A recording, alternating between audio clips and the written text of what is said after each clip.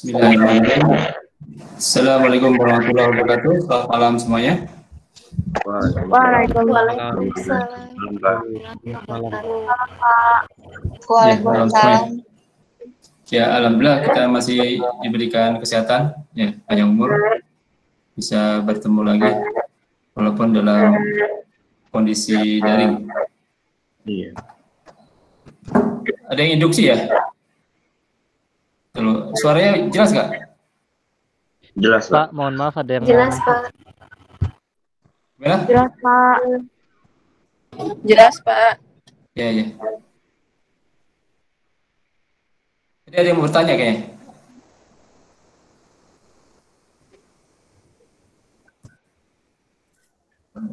Ada yang ingin join, Pak. Oh, silakan. Ini belum masuk. Oke. Ini masalah udah saya rekam, kayaknya harus dipatiin dulu kayaknya. Ini belum masuk nih.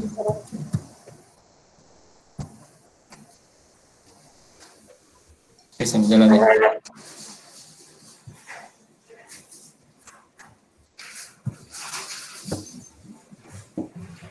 Oke, kita mulai untuk materi kuliah kewirausahaan ya, dengan materi membangun sikap kreatif dan inovatif. Jadi saya ngambil permasalahan di dunia pendidikan seperti ini. Untuk yang mikrofonnya tolong di mute dulu ya. Ada beberapa yang mungkin ada induksi kayaknya sih. Saya ada induksi kayaknya.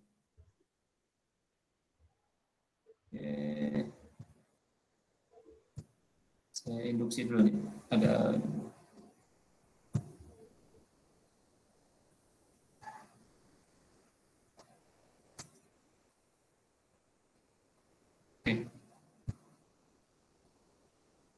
Oke, saya minta juga session ini adalah interaktif. Mungkin kalau umpamanya nanti ada pertanyaan atau interupsi, silakan di unmute aja ya.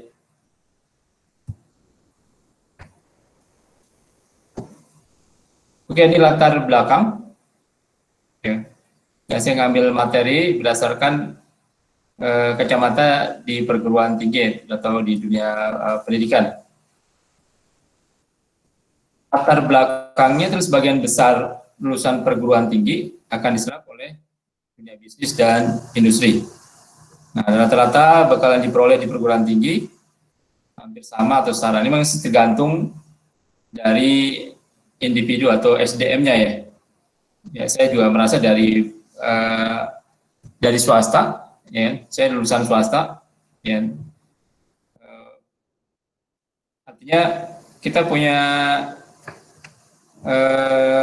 peluang yang sama tergantung dari kreativitas dari mahasiswa itu tersebut. Artinya bagaimana caranya potensi kita bisa kedongkrak, ya, walaupun kita bersaing dengan negeri ini. Nah, di dunia kerja ini akan terjadi selalu terjadi persaingan, jadi itu selalu pasti, ya. Nah, hanya mereka yang memiliki bekal lebih atau plus. Ini yang plusnya yang harus kita cari. Plus-plusnya atau added value-nya atau keterampilan atau nilai tambahnya itu, ya, kita harus cari. Yaitu baik kita mungkin ekstrakurikuler, mengikuti kursus atau training, ya, atau seminar, ya, atau memang di dalam institusi tersebut ya, sudah ada. Jadi kalau umpamanya di negeri memang sudah terbentuk, ya kan, karena memiliki kurikulum yang sudah standar, ya. Ada yang mau masuk, saya akan admit dulu.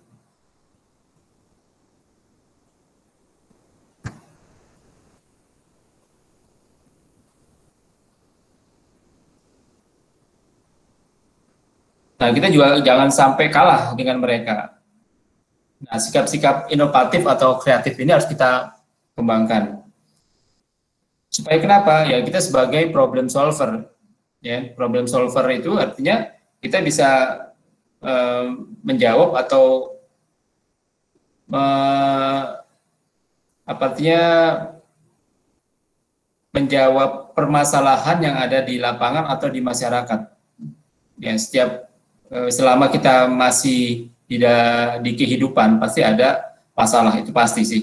Nah, caranya gimana kita melihat peluang, nah, dengan modal inovatif atau kreativitas kita, ya itu. Problem solving yaitu suatu penyelesaian masalah dengan mengikuti kaidah-kaidah ilmiah tertentu sehingga dicapai hasil solusi yang optimal. Ya, artinya orangnya kita sebut adalah problem solver. Jadi orang yang tersebut ya memiliki ide, inovasi, kreativitas untuk memecahkan persoalan-persoalan yang ada di masyarakat. Ya, minimal permasalahan itu ada di diri kita sendiri. Ya, artinya pada saat kita sudah selesai atau kita sudah mengikuti pendidikan, ya, pastinya kita akan berhadapan dengan kompetitor. Terus ada yang mau masuk, saya akan admit dulu.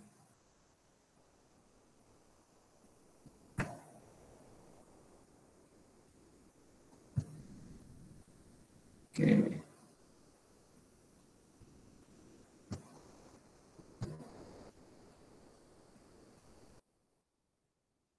Masuk lagi.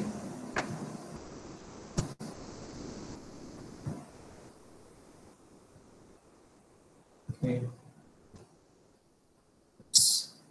Salah.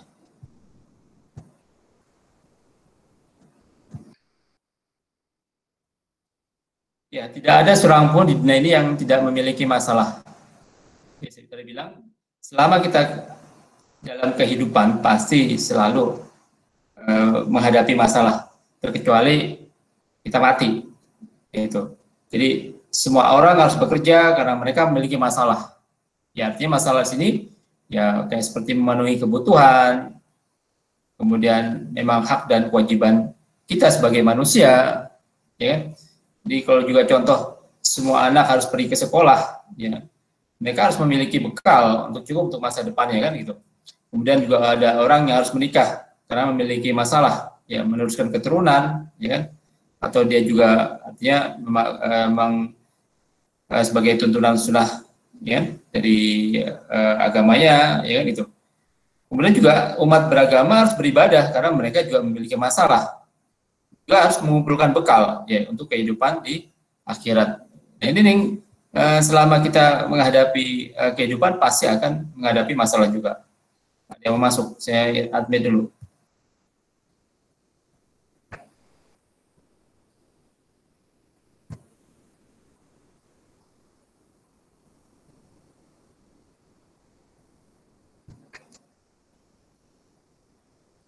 Ya, kata kunci adalah seorang problem solver haruslah seorang yang mampu berpikir inovatif, kreatif. Ya. Nah, ini saya cuma hanya menggarisbawahi aja bahwa inovasi adalah jenis tindakan ya bertujuan untuk memperbaiki dan meningkatkan unjuk kerja dan kualitas dari semua bentuk kegiatan. Jadi kegiatan itu bisa berbentuk peranti keras atau peranti lunak, kan? Ya, ini peranti kelas. Ya, contohnya kayak seperti benda-benda yang kita bisa lihat atau kita bisa raba secara kasat mata. Ya, contohnya komputer, ya, mobil, mesin, alat sekolah dan sebagainya. Atau juga berupa peranti lunak. Ya, peranti lunak ini kayak seperti metode, program, cara atau proses, ya, yang tidak bisa diraba secara kasat mata. Ya. Ya, mengapa sih ya harus bersikap inovatif? Ini karena tuntutan zaman. Zamannya sekarang sudah dinamis. Ya. Dinamis artinya di sini tiap mungkin besok berubah. Nah, anak cucu kita pasti akan berubah. Seperti teknologi, ya kayak seperti mobil tahun besok ada keluaran baru, kayak HP juga sama. Ya, bulan besok ada akan edisi terbaru lagi. Begitu. Ya, ini tuntutan zaman. Jadi besok harus lebih baik dari hari ini. Jadi mereka ada semacam mengatasi masalah yang hari ini yang orang yang belum bisa selesaikan. Makanya perlu adanya inovasi. Jadi segala sesuatu harus selalu diperbaiki terus-menerus tanpa henti. Ya, ini perlunya sikap inovasi sini. Dan konsekuensinya adalah siapapun yang harus bersedia berpartisipasi dalam memperbaiki kualitas ya kehidupan segala bidang, jadi harus menghadapi masalah tersebut. Ya, dengan adanya masalah tersebut, inovasi akan muncul. Nah, ini sikap inovasi yang timbul ya karena memang ada perkembangan zaman yang dinamis. Nah, bagaimana kalau tidak mau atau tidak mampu? Nah, ini artinya ada evolusi di sini kan?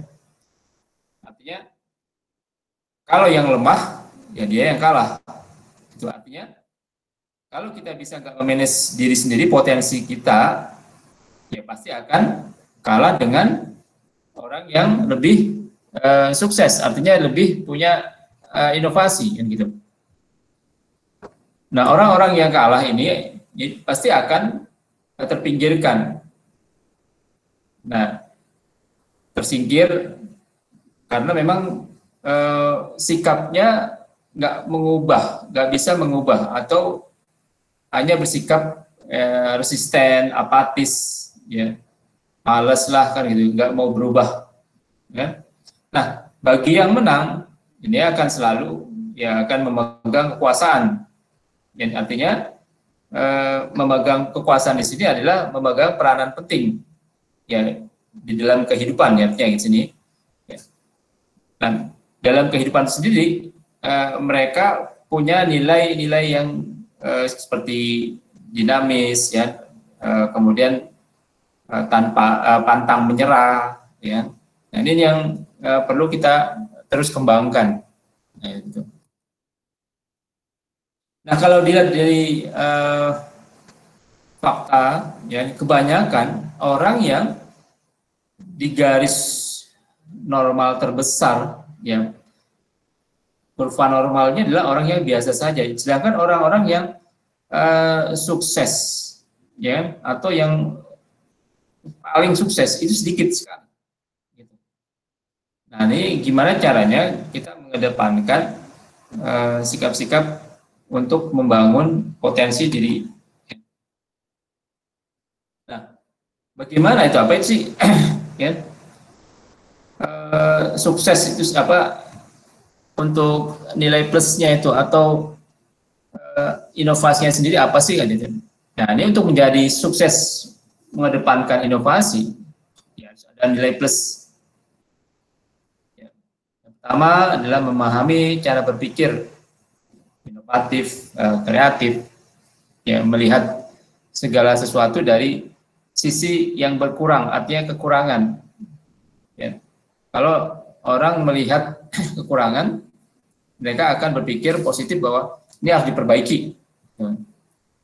Nah, kemudian memahami metode untuk membangkitkan daya inovasi atau kreasi.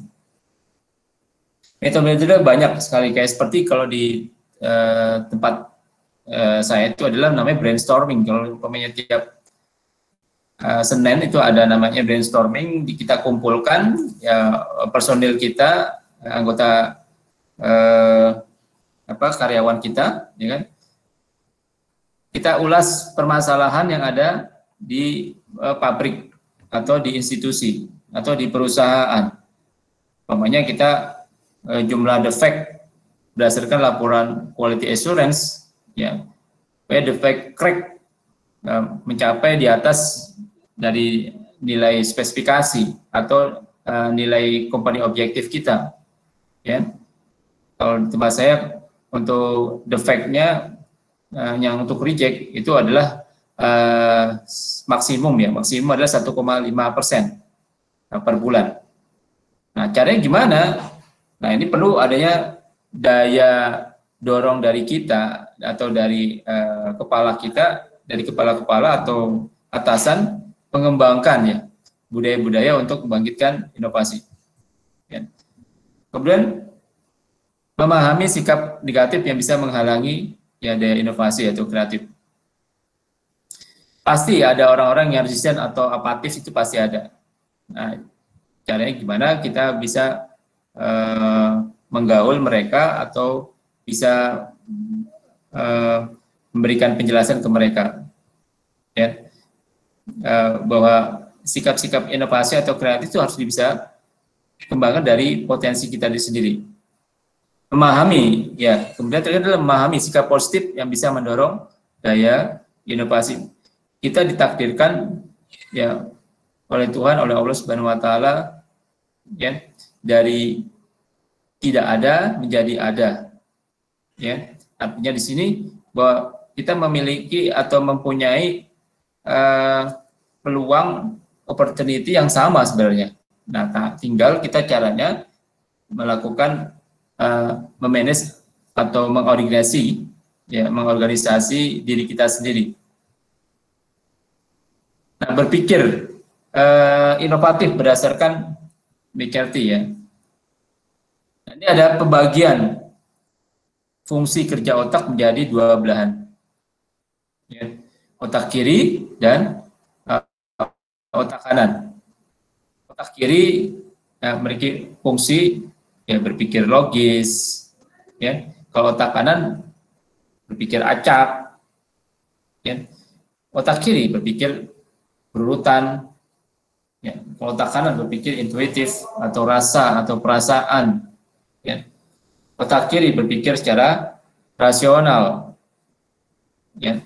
Sedangkan yang otak kanan menyeluruh, ya. Nah, otak kiri berpikir objektif, ya. Sedangkan yang otak kanan subjektif.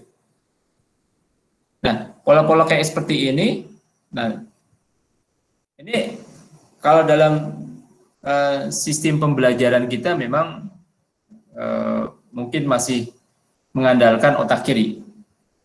Nah, bagaimana cara kita mencoba untuk mengembangkan otak kanan? Nah, perlu adanya kayak seperti kreativitas. Nah, seperti mata kuliah kewirausahaan, yaitu menuntut kita untuk berpikir kreatif. Nah, ini otak kanan yang harus kita perbaiki, ya. Jadi kayak seperti saya kemarin kasih contoh ya untuk mencoba mengupload produk-produk apa aja yang sederhana, yang simple, yang setidaknya kita bisa buat jual, ya, memiliki nilai jual, nilai yang secara komersial, walaupun itu mungkin nilainya kecil, nggak ada masalah. Ya, sesuatu yang kecil sederhana itu akan bisa menjadi besar, ya. Dan memang perlu adanya milestone atau tahapan untuk ke arah sana. Jadi seorang problem solver itu bisa mengintegrasikan ya gaya-gaya dari otak kiri dan otak kanan tuh. Ya. Jadi jangan hanya di otak kiri aja, tapi otak kanan juga bisa berjalan berbarengan. Nah, itu. Nah, ini perbandingan ya antara dua jenis cara berpikir kalau untuk cara berpikir yang kritis dan inovatif. Ya. Berpikir kritis itu memang ada di otak kiri, ya, analitis, ilmiah di otak kiri. Ya. Kalau inovatif di otak kanan. Ini berdasarkan penelitian dari Robert Harris, ya, saya ngambil dari buku beliau, ya. Kemudian untuk yang punya nilai kritis, ya, itu bersifat terfokus, ya, objektif. Nah, kalau inovatif, ya, dia artinya masif, bukan hanya satu aja, tapi dia akan mencoba cari yang lain, ya, begitu seterusnya, mencoba. Nah, ini problem solving ini harus bisa mengintegrasikan atau mengupayakan bahwa berpikir kritis dan inovatif inovatif, ya itu harus berjalan beriringan. Nah, ini apa kreativitasnya itu? Ya, kalau menurut definisi dari Steinbeck-Robert, ya, jadi kreativitas adalah menginvestasikan kecakapan dan ikhtiar individu ke dalam gagasan yang baru dan berkualitas tinggi. Ya. Jadi individu tersebut mempunyai ide-ide atau inovasi atau penemuan atau mungkin gagasan atau mimpi dari mimpi dulu, ya, untuk bisa mengimplementasikan, ya, menjadi hal-hal yang bisa berkualitas. Ya.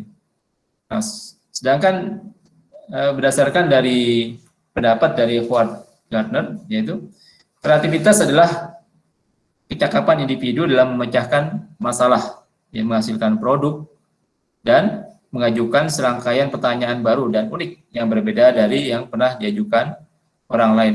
Jadi kalau orang bilang adalah namanya anti mainstream, kalau sekarang orang bilang gitu ya. Jadi memiliki ide-ide yang luar biasa, bukan biasa tapi luar biasa. Ya.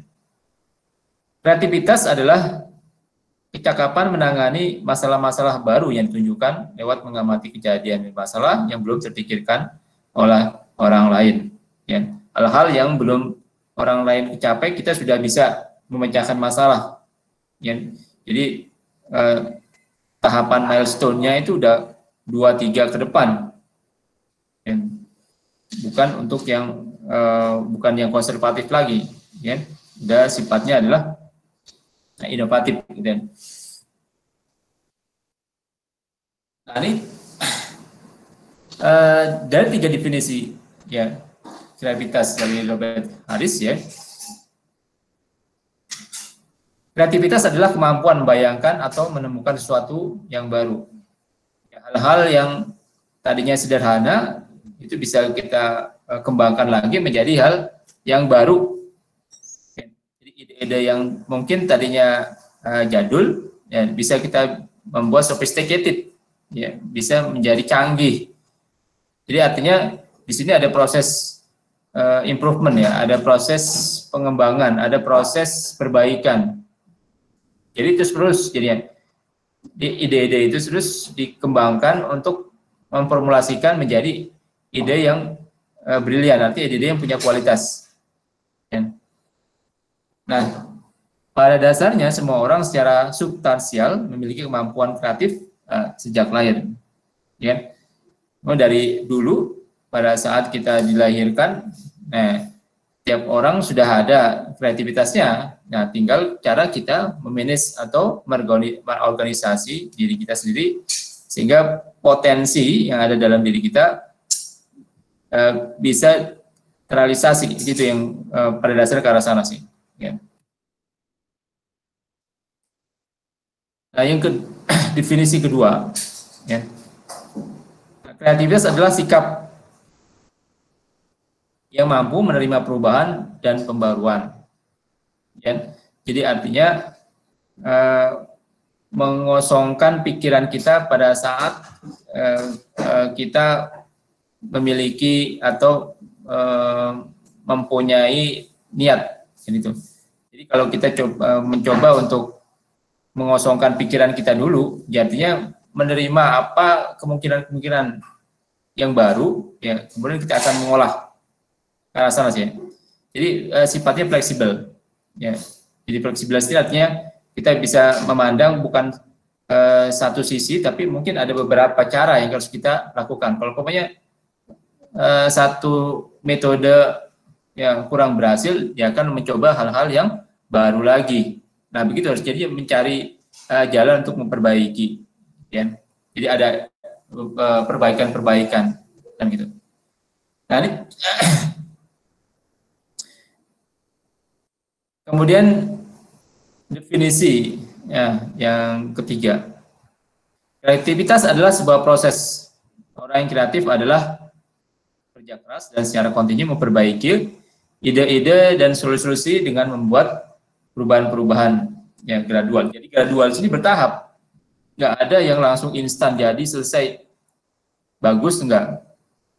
Jadi perlu adanya proses. Nah, ini kayak seperti kita melakukan pembelajaran, ya, pembelajaran di institusi pendidikan.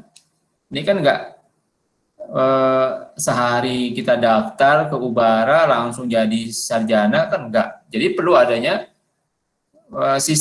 sistematika, ya, secara bertahap, ya, kayak seperti pada waktu pertama kita diajarkan umpamanya proses teknik kimia, ya kan, kemudian berikutnya adalah ajas teknik kimia, ya kan, kemudian nanti ada OTK, operasi teknik kimia, dan sebagainya.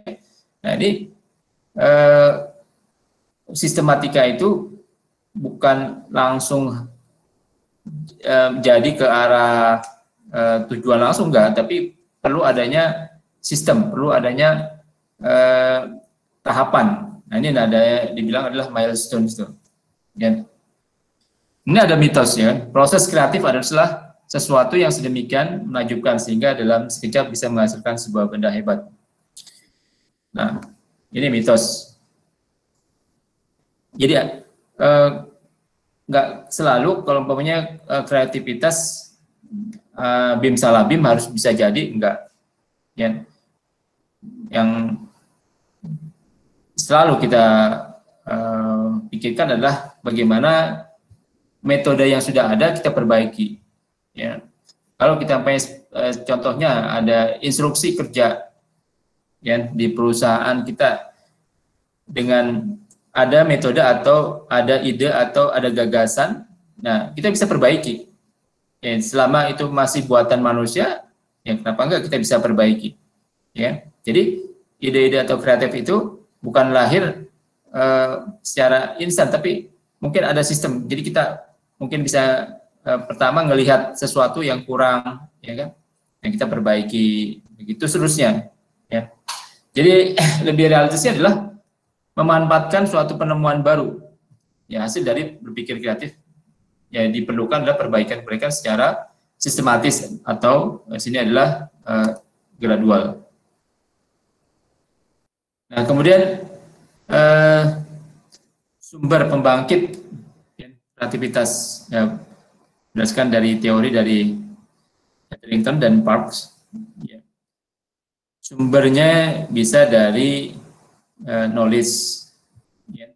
Kemudian kalau artinya ilmu pengetahuan ini kayak seperti kita belajar, awalnya kita belajar pengantar teknik kimia, ya kan, kemudian nanti akan naik lagi ajas teknik kimia 1, ajas teknik kimia 2, ya kan. Jadi dari situ ilmu-ilmu atau pengetahuan akan bertambah. Nah, setidaknya kita sudah tahu nih cara-cara. Oh, kita sudah diajari mengenai perhitungan konversi, ya kan. Nah, pada saat kita akan melakukan perhitungan kembali sudah tahu. Nah, ini dengan menggunakan metode ini bisa menghasilkan atau membuat permasalahan menjadi lebih sederhana, ya kan. Kayak contoh kemarin kita belajar mengenai komputasi proses. Oh, dengan menggunakan software, rupanya software MATLAB, ya, itu lebih sederhana rupanya, ya, gitu. Nah, ini yang dari ilmu pengetahuan bisa jadi sumber pembangkit kreativitas. Kemudian intelijensi. Intelijensi di sini adalah dari kemampuan dari cara berpikir, artinya bukan berpikir, artinya kepintaran memang dari lahir atau dari artinya sejak lahir memang sudah ada tingkat, ya, intelijensi atau tingkat kepintaran dari individu, ya. Kayak seperti contoh, ya, orang-orang, ya, kayak seperti di Eropa, mereka lebih intelijensinya lebih superior dibandingkan mungkin di Asia, ya. Itu salah satunya contoh, kan. Nah, kemudian ada gaya berpikir, atau kalau kita sudah biasa untuk dibuat berpikir secara kreatif atau inovatif, ya kan? Nah, orang udah terbiasa gitu loh, ya kan?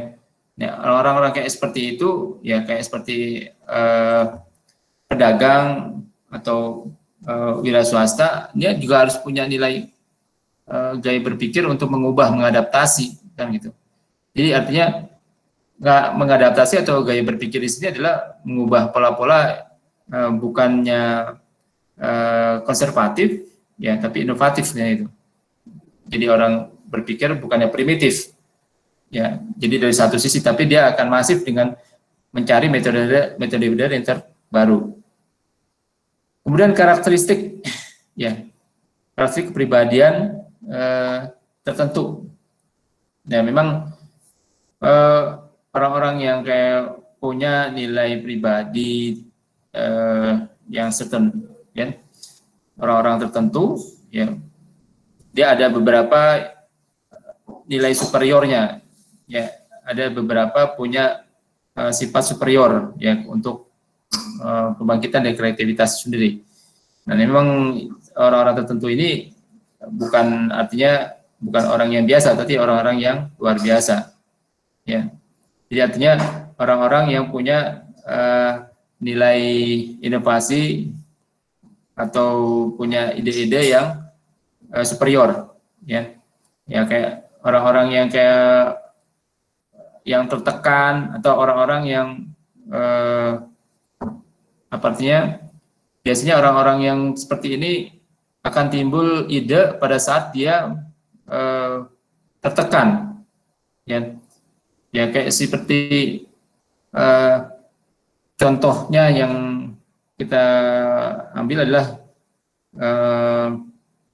KFC, ya, atau KFC kan itu kan orang-orang tadinya kan orang tua yang nyoba-nyoba, ya, masak, ya, setelah itu dia punya setelah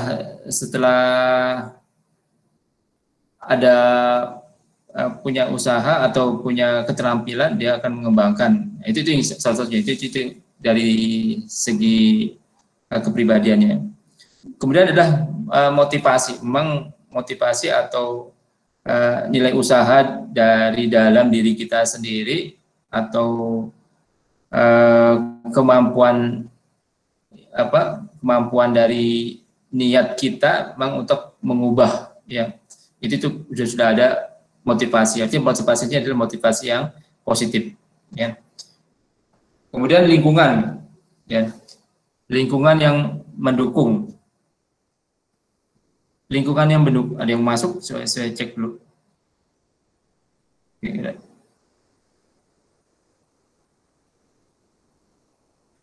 Lingkungan yang mendukung, orang-orang yang artinya sering kita gembleng, atau artinya orang-orang yang awalnya di lingkungan yang punya daya juang yang tinggi, biasanya akan ikut atau akan mengadaptasi terhadap lingkungan, ya, gitu. Itu yang beberapa diambil dari teori dari Etherington.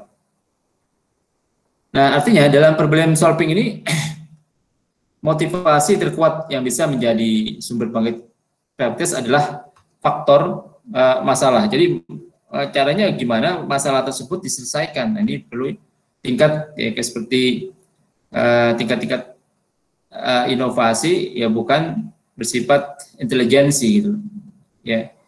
Jadi ada panca indera yang kentam gitu.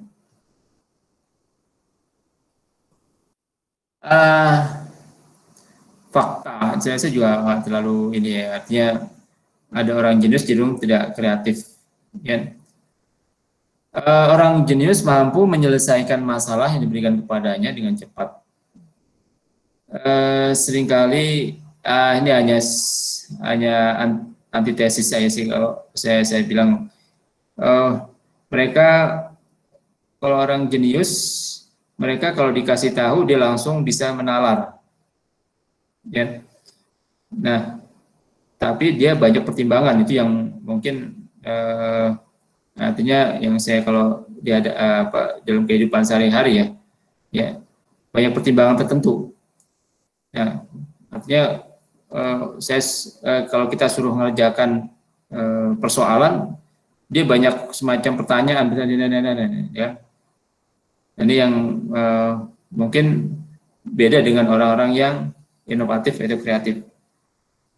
Ya, kebanyakan yang inovatif kreatif itu bukan yang jenius, tapi yang mampu ya untuk mengintegrasikan masalah atau mampu mendefinisikan atau mampu mengadaptasi ya masalah yang ada itu menjadi peluang kan gitu. Itu ya, makanya kebanyakan orang-orang yang inovasi yang kalau kita ngelihat orang-orang yang sukses di lapangan ya kebanyakan orang-orang yang putus sekolah, nanti yang bukan jenius tapi dia punya nilai kreativitasnya yang tinggi ya. Nah, metode-metode untuk menjadi inovatif atau kreatif yang pertama adalah evolusi. Ini metode perbaikan dengan cara peningkatan secara gradual. Ide baru dibangkitkan dari ide sebelumnya. Ini kebanyakan ya seperti sistem benda yang ada saat dibangun dengan metode evolusi. Jadi punya jangka waktu yang panjangannya, jadinya hasil evolusi bisa jadi sangat berbeda ya kan gitu. Jadi kalau umpamanya mobil berevolusi, jadi artinya tadi pakai menggunakan mesin uap, ya mobilnya menggunakan mesin uap, ya kan sekarang sudah menggunakan mobil CPI gitu, atau tadi pakai motor yang karburator, sekarang pakai injection, nah itu yang ada evolusi jadinya. Jadi ada pengembangan untuk memperbaiki hal-hal yang sederhana. Ya tadinya kereta api yang menggunakan awalnya menggunakan mesin uap, ya, atau tadinya menggunakan diesel, sekarang menggunakan listrik, ya kan.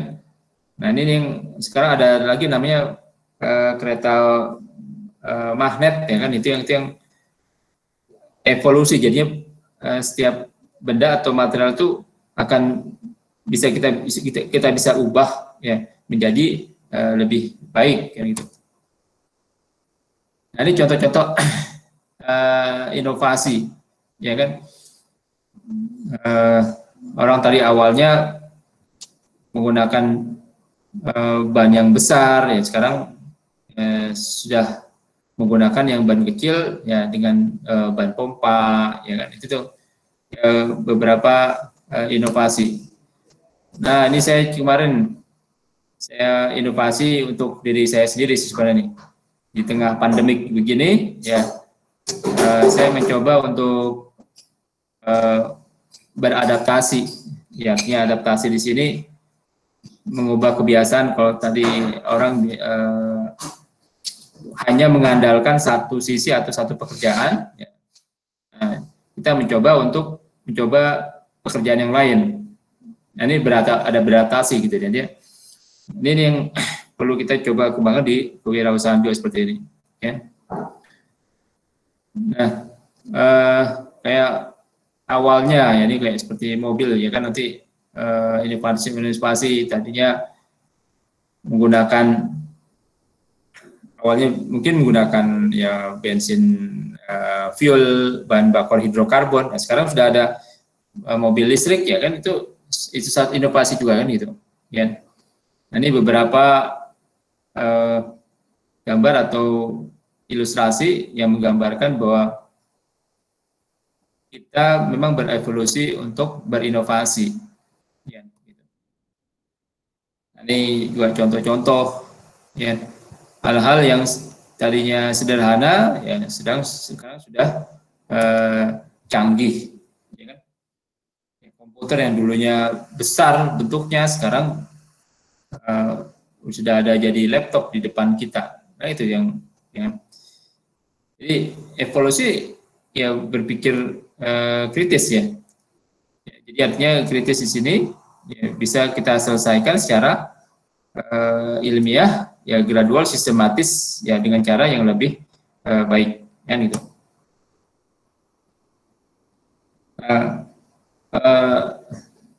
Inovasi di dunia pendidikan ya, harus tadinya awalnya menggunakan tatap muka, sekarang sudah menggunakan online, ya. Nah, ini adaptasi kita terhadap inovasi, kan itu. Kemudian untuk ide-ide yang digabungkan atau namanya linear synthesis, ya. Jadi kita menggabungkan dua atau lebih ide, ya, untuk menjadi ide yang baru lagi, kan gitu. Jadi artinya contohnya kalau tadinya ada radio, ya, radionya hanya untuk mendengarkan. Nah, sekarang sudah ada kayak seperti radio bisa tambahan untuk di USB-nya, atau ada tambahan untuk tipnya di tape-nya, ya. Ini adalah suatu penggabungan dari nilai yang lebih sederhana menjadi lebih advance atau maju. Kemudian kayak seperti contoh perdagangan, tadinya kita di tatap muka atau di secara tradisional kita harus menawar, ya kan. Kemudian ada timbul kayak seperti e-business, e-commerce. Nah, ini yang tadinya kita tidak bayangkan bahwa fungsi yang awalnya sederhana menjadi lebih mudah. Nah, revolusi seringkali ide baru yang terbaik, ya, benar-benar berbeda dari pendahulunya. Nah, kayak seperti contoh kayak yang awalnya, ya, tip atau radio tip, ya kan, radio tip sekarang udah berubah menjadi kayak seperti kayak ada LCD atau ada langsung melihat layar gambarnya, ya, menggunakan LCD player. Nah, itu yang dari awal ada revolusi dari yang sederhana menjadi yang lebih advance atau sophisticated, ya, itu. Nah, kemudian beberapa terobosan kreatif, ya, salah satunya dengan mengubah sudut pandang atau mindset, ya. Di mindset di sini artinya dari sudut pandang orang yang mengubah sesuatu, ya, menjadi ide, kan gitu. Jadi kalau awalnya yang sabun colek, ya, tadinya sabun colek tadinya mau kita buat sabun batangan, ya, tapi ada kesalahan pada saat mixing, ya, menjadi cair, bukannya menjadi batang atau mengeras. Nah, itu yang tadinya orang-orang yang nggak tahu, ya, oh, menjadi yang baru, kan gitu. Kemudian sikap yang negatif yang menghalangi kreativitas, ya. Nah, biasanya orang yang resisten atau apatis, ya, selalu menghadapi masalah dengan mengeluh, ya. Ini wajar aja kalau orang atau sebagai individu, ya, sifat natural atau sifat alami itu pasti, ya. Nah, itu orang-orang yang mengeluh kayak gitu jadi menghalangi kreativitasnya kita. Kemudian orang-orang yang skeptis, ya, jadi artinya belum mencoba sudah kalah duluan, artinya nggak mau maju dulu, gitu. Nah, ini yang orang-orang yang kayak seperti ini artinya belum mau mencoba tapi udah nyerah duluan, nanti yang orang-orang yang skeptis. Kemudian juga ada perspektif bahwa harus ada orang yang hanya ahli yang bisa menyelesaikan masalah. Ini itu bukan seperti itu sih. Ya, bahwa diri kita sendiri sebenarnya juga punya potensi untuk menyelesaikan masalah. Ya, bukan mungkin bukan dosen aja, tapi mungkin mahasiswa yang memiliki ide-ide brilian atau ide-ide cemerlang. Ya, kayak seperti contoh, ya kan, kayak seperti masa pandemik begini, caranya gimana ya orang kita menjual barang ya hanya langsung satu tekan nomor ya bisa langsung delivery ordernya bisa langsung jalan kan gitu. Itu yang kayak seperti itu yang seperti sederhana ya tapi bisa meningkatkan added value-nya, nilai tambah ya. Oke. Bisa dan ya.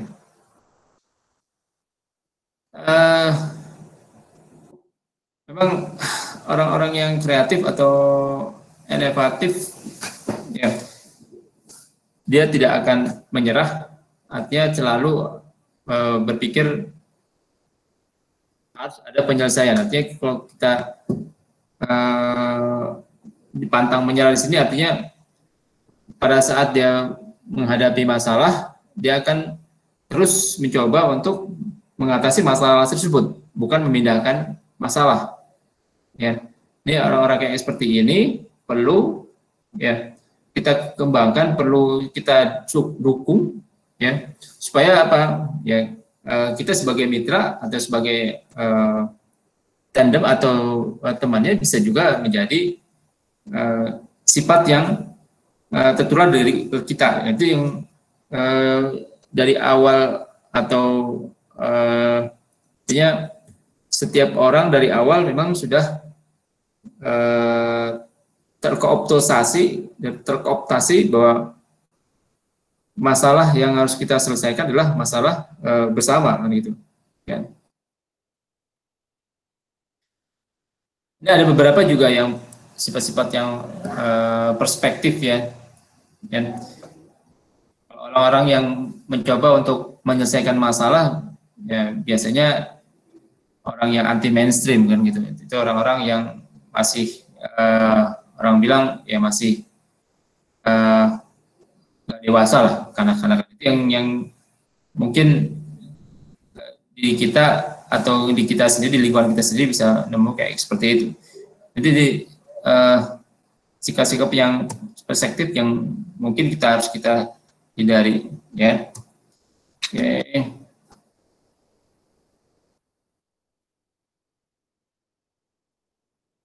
Ini juga ada beberapa teman-teman yang mungkin bisa menjadi inspirasi ya di teman-teman Ubara. Setidaknya kita sebagai alumni dari institusi Ubara ya atau institusi pendidikan tinggi punya nilai inovasi dan kreasi untuk mengembangkan atau menemukan problem solving, penyelesaian masalah ya. Oke, mungkin ada pertanyaan?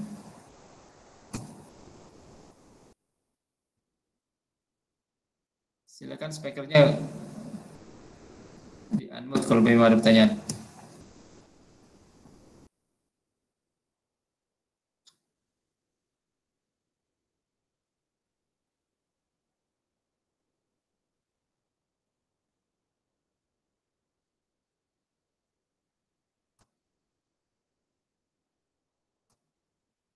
Ya kalau enggak saya absen dulu.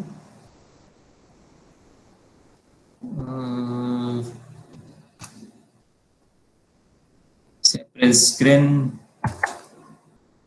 saya masukkan sini.